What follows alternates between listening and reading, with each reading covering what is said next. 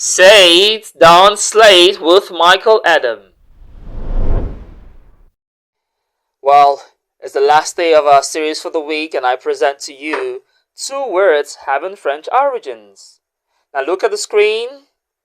A meeting at an agreed place or time.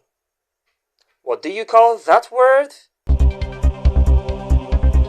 Well, that was a nice attempt. Now let's pronounce the word this way. Rendezvous. Rendezvous. Now let's look at our second word. Prestige or high status. Prestige or high status. What does that mean? Or what do you call that word? Wow, you didn't get that right. If you say cachet, that's absolutely wrong. So how should you pronounce the word? Can you say cachet? Cachet. Let's say it again. Cachet. Now let's go back to the first word. Now our first word, like I said, is of French origin. The letters Z and S in that word are both silent. So how do you pronounce the word again? Rendezvous. Rendezvous. And our second word, that word, the letters ET at the end sounds A. And the stress should be on the first syllable, on the second syllable I mean to say. So you don't say cachet. That was wrong. How should you pronounce the word? Cachet.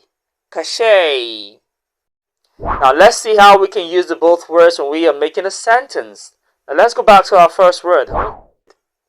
We had a rendezvous at the cafe. We had a rendezvous at the cafe.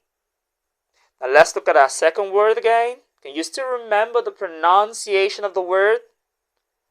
Cachet. Now let's make a sentence using the word.